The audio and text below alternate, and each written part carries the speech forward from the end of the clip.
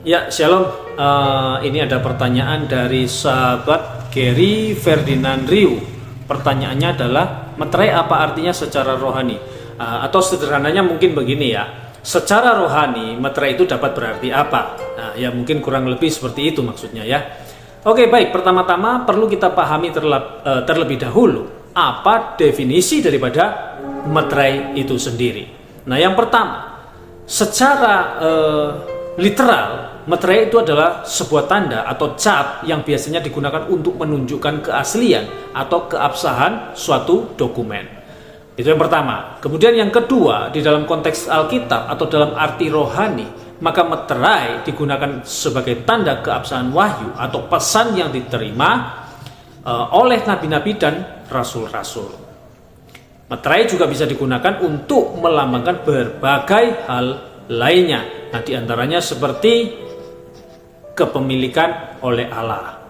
Nah, meterai sering digunakan untuk menunjukkan bahwa seseorang atau kelompok tertentu itu adalah milik Allah.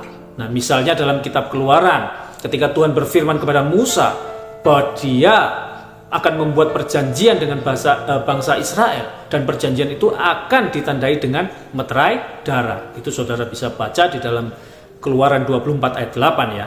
Nah, di dalam ayat ini meterai darah melambangkan bahwa bangsa Israel itu adalah milik Allah dan bahwa Allah telah menetapkan perjanjiannya dengan mereka.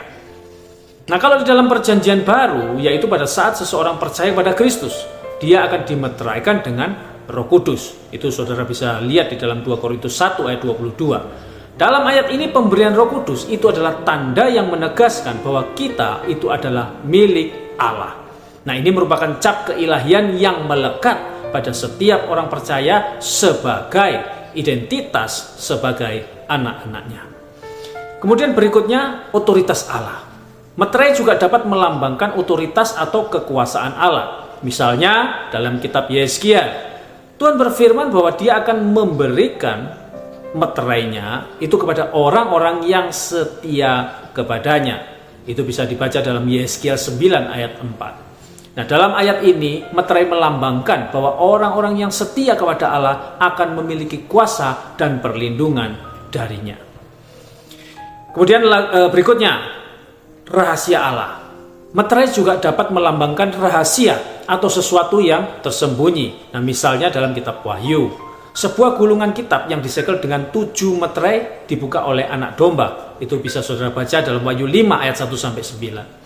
Dalam ayat ini, meterai-meterai melambangkan rahasia-rahasia Allah yang akan digenapi pada masa depan atau masa yang akan datang. Oke, baik, kesimpulannya, penafsiran untuk meterai dalam Alkitab itu dapat sangat bervariasi. Itu tergantung pada konteks ayat-ayat yang bersangkutan. Oke, baik, itu tadi sekilas mengenai meterai khususnya dalam arti rohani.